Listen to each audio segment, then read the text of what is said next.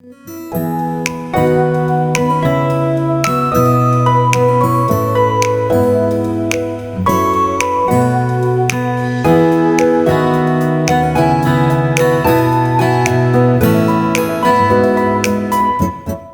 अनीशा ही मेरे बाल बना दे तो बन जाते हैं, वरना मेरे पास इतना समय कहाँ कि मैं अनीशा के साथ बाल वगैरह बना पाऊँ।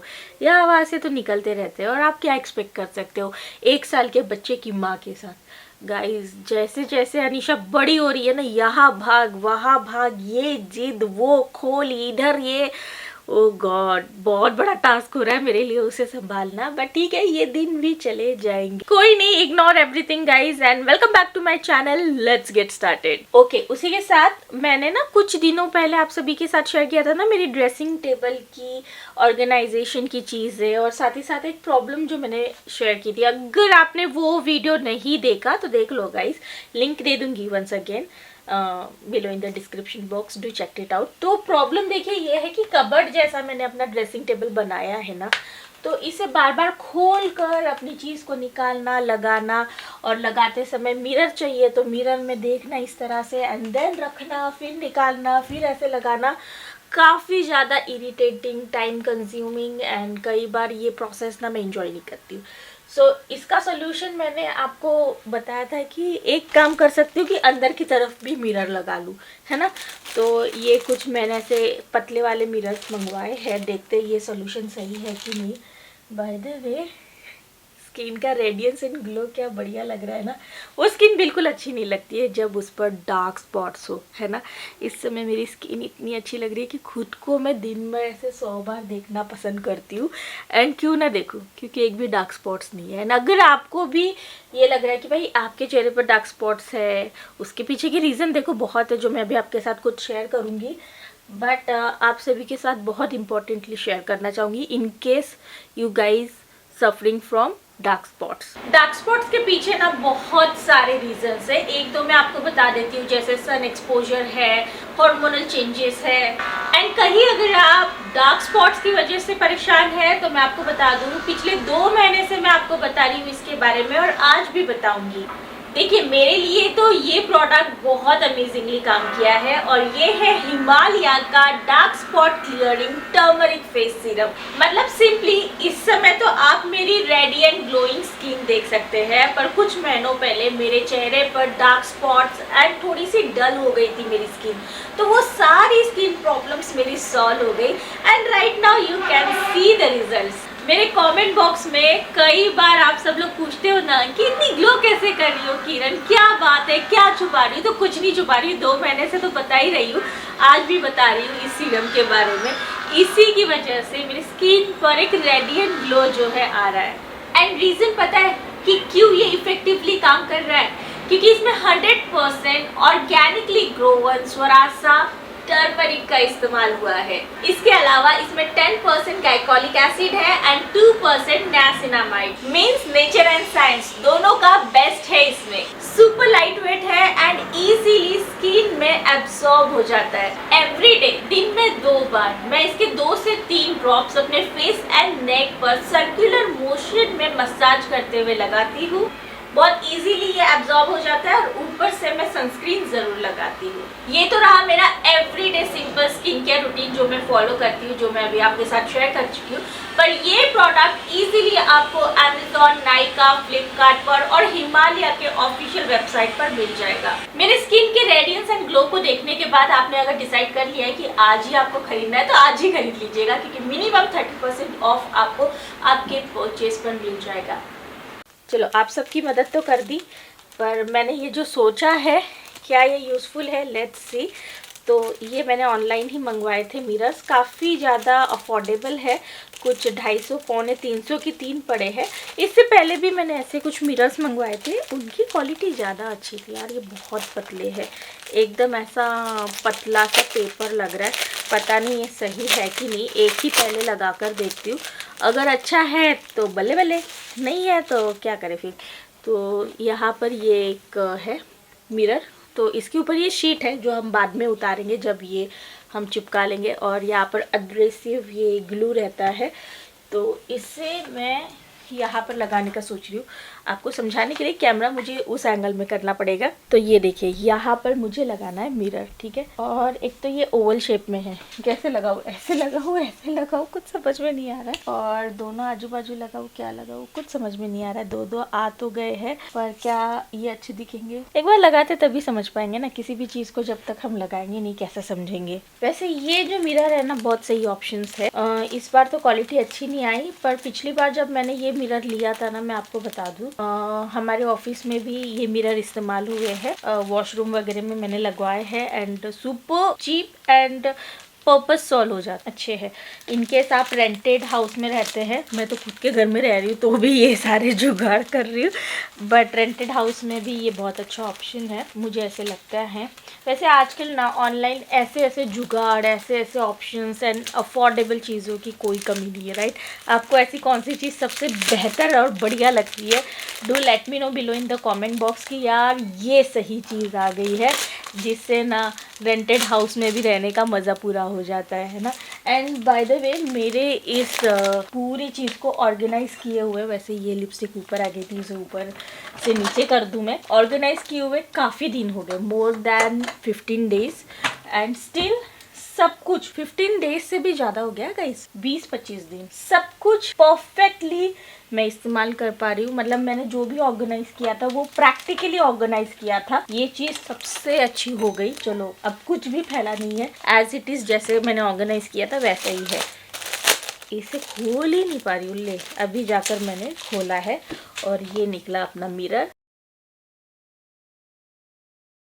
मिरर लग गया है, पर मिरर की क्वालिटी अच्छी नहीं है, बिल्कुल अच्छी नहीं है, क्योंकि जैसे ही मैं देख रही हूँ ना तो पता नहीं क्यों ऐसे थोड़ा सा ऐसे शेकी सा फील हो रहा है। एंड थोड़ा सा मैं पास से देख रही हूँ तो चीज़ें अच्छे से दिख पा रही है, बट स्टिल आई थिंक ऊपर ऊपर से लगाने के लिए है ना, कई बार होता है ना कि ऐसे देखकर एक बार लगा दिया, ऐसा मिरर की क्वालिटी बहुत ख़राब है, यहाँ पर पोपट हो गया। तो जब चीज़ें अच्छी नहीं आती है ना, तो पहले तो खुद को ही ऐसे बनाना पड़ता है कि हाँ ठीक है काम चल जाएगा। मेरे ड्रेसिंग टेबल को लगता है किसी की नज़र ही लग गई है। कुछ सालों से ना मेरे ड्रेसिंग टेबल के साथ ऐसे ही हो रहा है, वरना आप सोचिए ना, मैं रेंटेड हाउस में इतने अच्छे से ड्रेसिंग टेबल को वो कर लेती थी। कुछ चीज़ें ना जैसे हम सोचते वैसे बिल्कुल नहीं होती है। ये मिरर का भी कुछ ऐसा ही है, जिस मतलब लग तो गया, सही सोचा कि यहाँ पर लगा सकती हूँ, पर ये थोड़ा सा ऐसे समझ लो ना, मिरर की क्वालिटी बहुत ख़राब है, बहुत ज़्यादा ख़राब है। पीछे की चीज़ें तो बहुत ऐसे हो रही है। मैंने आज तक ऐसा मिरर देखा नहीं है, मुझे लगता है कि वो बचा हुआ रिटर्न ही मार देती। बैक टू किचन गाइस, आज चिमनी क्लीन हुई है। हफ्ते में लगभग एक बार ना चिमनी क्लीन करनी ही पड़ती है। मेरा फ़ोन, क्या आपको भी लगता है कि स्पैम कॉल्स बहुत ज़्यादा आ जाते हैं? मुझे तो दिन के 2 से 3 स्पैम कॉल्स आ ही जाते हैं। वो तो मैंने कुछ ऐसे ऐप लगा रखे हैं जिनकी वजह से पता चल जाता है कि स्पैम है, वरना यहाँ पर प्रॉपर्टी देख लीजिए, यहाँ पर वो देख लीजिए, यहाँ पर ऐसा कर लीजिए, लोन ले लीजिए, पैसा ले लीजिए, पता नहीं क्या क्या फ़ोन आ जाते हैं। तो ये ना मेरी चिमनी का फ़िल्टर है जो निकल जाता है, और यहाँ पर पूरा जो ऑयल है वो जमा हो जाता है, तो इसे बहुत इजीली हम लोग क्लीन कर लेते हैं। थोड़ा सा गर्म पानी सर्फ वाला डाल देती हूँ ना, मतलब डिटर्जेंट वाला, तो पूरा तेल छूट जाता है, और तेल यहाँ पर ऐसे एकदम जम जाता है। इस काफ़ी ज़्यादा ये तेल कलेक्ट कर लेता है। और ये कोई एले का चिमनी का प्रमोशन नहीं है, but let me tell you, बहुत सही चिमनी निकली है। आवाज़ बहुत ही नहीं के बराबर है, and best part sleek look है एंड इजी टू क्लीन है। इस हिस्से में भी काफ़ी तेल जम गया था, यहाँ पर भी तेल जम गया था, वो सब आराम से सोपी वाटर से निकल जाता है। और यहाँ पर ना मैग्नेट्स है, देखना अभी मैं लगाऊंगी तो आपको समझ में आएगा।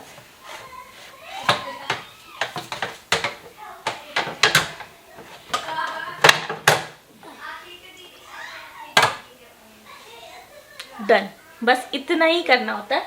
और यहाँ से सारी चीज़ों को सोपी वाटर से धो लो, मतलब क्लीन कर लो, क्लीन हो जाता है, एकदम न्यू हो जाती है। मतलब इसकी क्लीनिंग प्रोसेस बहुत बहुत इजी है, एंड ये एक्चुअली बहुत सारा ऑयल कलेक्ट करता है। मैंने बहुत सारी चिमनीज प्रीवियस घरों में यूज़ की है, जैसे सनफ्लेम की वगैरह, वो सिर्फ आवाज़ करती है गाइस, मुझे नहीं लगता वो कभी ऑयल जमा भी करती है। उसमें ऐसे बूंद बूंद ऑयल जमा होता है, ऐसे यहाँ पर कुछ कलेक्टर रहता है, उसमें ऐसे बूंद बूंद ऑयल जमा होता है। पर इसमें जब आप ऑयल देखोगे ना तब आपको पता चलता है कि हाँ, इसने एक्चुअली जो भी चीज़ है यहाँ पर पकी है उसका वो जो धुआं और ऑयल है सक किया है। लिटरली जब हम पेपर ऐसे यहाँ पर रखते हैं ना तो ये खींच लेता है। सो बहुत अच्छा परचेस है हमारा ये वाला। हाँ, इसकी सेगड़ी इतनी अच्छी नहीं है, ये जो कुक टॉप है ना ये इतनी अच्छी नहीं निकली है जितना ये चिमनी अच्छी है। ये दोनों एक ही ब्रांड की हमने ली थी, बट मुझे ऐसे लगता है कि इसमें बहुत सारी चीज़ें बेटर हो सकती थी, पर ठीक है चलो कोई नहीं, काम तो चल ही जाता है। इतनी बुरी भी नहीं है पर इतनी अच्छी भी नहीं है। बाय द वे ये कलर ना मेरा फेवरेट है, मुझे बहुत सही लगता है गाइस, बहुत सूदिंग सा लगता है और मुझ पर काफ़ी ज़्यादा खिलता है ना। बताना आप ज़रूर कि क्या ये कलर मेरे ऊपर खिलता है। मुझे ऐसा लगता है, मुझे राज बोलते हैं कि तुम ना बेबी पिंक कलर में पता नहीं क्यों ऐसी अलग सी दिखने लगती हो, बट कुछ कलर्स है जैसे ब्लैक हो, ये हो या एक दो और कलर वो बोलते हैं जो मेरे पर एकदम खिलता है, मेरी स्किन ना उसमें एकदम ब्राइट लगने लगती है और मेरे पर जचता है वो कलर, मुझे वो बोलते हैं। आप बताइएगा, आप तो मुझे इतने सालों से इतने रंगों में देख चुके हो, इनकेस नहीं देख चुके हो तो देख लो, अभी भी सारी वीडियोस वहीं पर रखी है, देख लो, बता दो कि क्या ये सच है। चलो देखते हैं अनिशा क्या कर रही है, काफ़ी देर से खेल रही है अनिका के कमरे में। अरे मेरे को देखकर एक बच्चा छुप गया था, मैं समझ ही नहीं पाई कि वो बच्चा छुप गया था। वाह, दीदी के कमरे में ऐसे ही तुम करती हो ना, आकर सारी चीजें इधर उधर। हाँ, वैसे सजाता बेटा वो, अभी तो एकदम ही उल्टा पुल्टा हो गया वो। यस, ये क्या लिखा है, ये क्या लिखा है बता दो, क्या लिखा है। ओह वाह, यहाँ पर अनिशा ने उसे उल्टा पुल्टा रख दिया, बट एटलीस्ट उसे अपने प्लेस पर ही रखा है, ये नहीं कि उसे कहीं के कहीं रख दिया है। ये उसे पता है कि इसकी जगह ये है, इसकी जगह ये है, इसकी जगह ये है, तो देख दुख कर जहाँ था जो जैसा था वैसा रख देती है। हाँ हाँ हाँ, डॉगी किधर है, डॉगी डॉगी कैसे करता है बुबू, और कैट कैसे करती है, डॉग कैट कैसे करती है, कैट बिल्ली कैसे करती है, बिल्ली म्याऊ म्याऊ कैसे करती है, ऐसे करती है। ये कौन है, ये कौन है बता दो, लायन।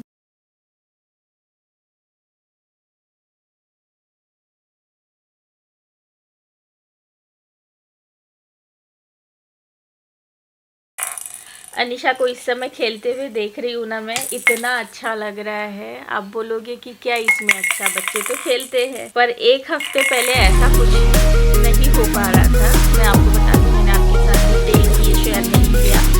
तो वेडनेसडे रात को 3 बजे से 103 फीवर आया था।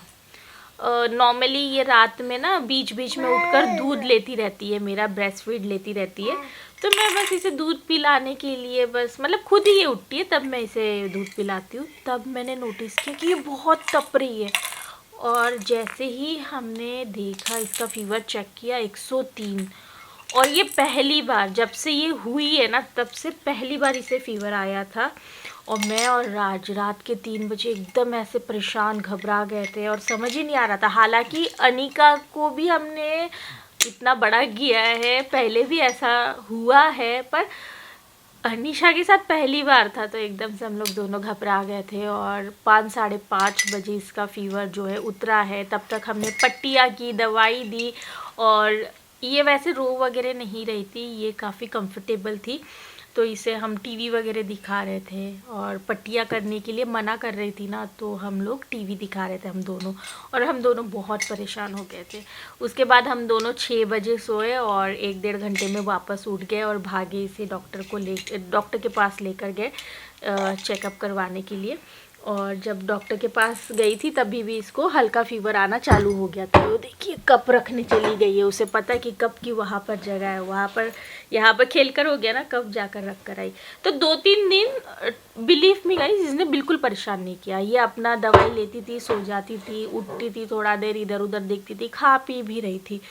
बट देन चौथे पाँचवें दिन इसने बहुत चिड़चिड़ चालू कर दी थी, बिल्कुल किसी के पास जाती नहीं थी, मुझे छोड़ती नहीं थी, पूरे टाइम दूध मांगती थी मेरा, और उसके अलावा इतनी चिड़चिड़ी हो गई थी और खेलती ही नहीं थी। और सबसे बड़ा प्रॉब्लम, खाना पीना छोड़ दिया था। इसकी फेवरेट चीज़ें जो ये हमेशा खाती है ना, वो तक इसने खाना पीना छोड़ दिया था। और उस समय मैं बहुत परेशान थी। हाँ, इधर आओ इधर आओ इधर आओ। मैं बहुत परेशान थी गाइस, और बिल्कुल अच्छा नहीं लग रहा था। इनफैक्ट कल भी, जैसे इसका तो फीवर जो है मंडे शाम से ही पूरी तरह से चला गया, फिर नहीं आया, मतलब लगभग 5-6 दिन रहा है फीवर, उसके बाद नहीं आया। उसके बाद भी इसकी चिड़चिड़ चालू थी, कल तक इसकी चिड़चिड़ चालू थी, पर आज हमें हमारी अनीशा जैसे लग रहा है ना वापस मिल गई है। अब ये खेल रही है, खा रही है, एकदम पहले जैसे बिहेव कर रही है, वरना इतना इसने जिद चालू कर दिया था। और ये ऐसी बिल्कुल नहीं है। इससे हम लोग कल थोड़ा सा बाहर भी ले गए थे, गाड़ी में ही, गाड़ी से बाहर हमने इसे उतारा नहीं, ये गाड़ी में भी ढंग से बैठ नहीं रही थी। मतलब ऐसा हो गया था कि क्या हो गया, इतना कैसे बदल गई, एक फीवर ही तो आया, इतना कैसे बदल गई। पर काफ़ी मतलब इसमें चेंज आ गया था, वो 5-6 दिन के वायरल के वजह से, एंड वो वायरल फीवर था।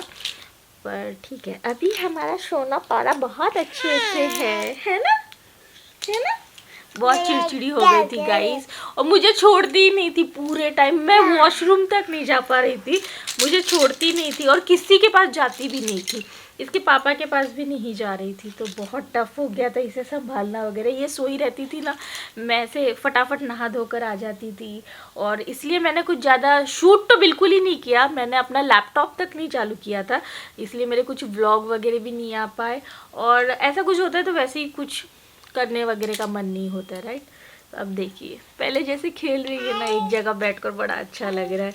तो कुछ चीज़ें ना सच में गाइस, उसकी वैल्यू बाद में पता चलती है ना। जब आपका बच्चा ऐसे खेलता है तब ऐसे लगता है यार ये मुंह में डाल लेगी, ये डाल लेगी, वो डाल लेगी, कितना इसके साथ बैठना पड़ता है। पर यार वो बीमार थी तब कितना मैं परेशान थी, उससे तो ठीक ही है ना ये चीज़।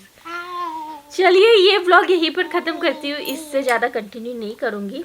इस ब्लॉग में हमने काफ़ी सारी चीज़ें देखी, मैंने शेयर की है ना। चलिए, मैं मिलती हूँ आपको अगले ब्लॉग के साथ। Till then, bye bye guys, take care.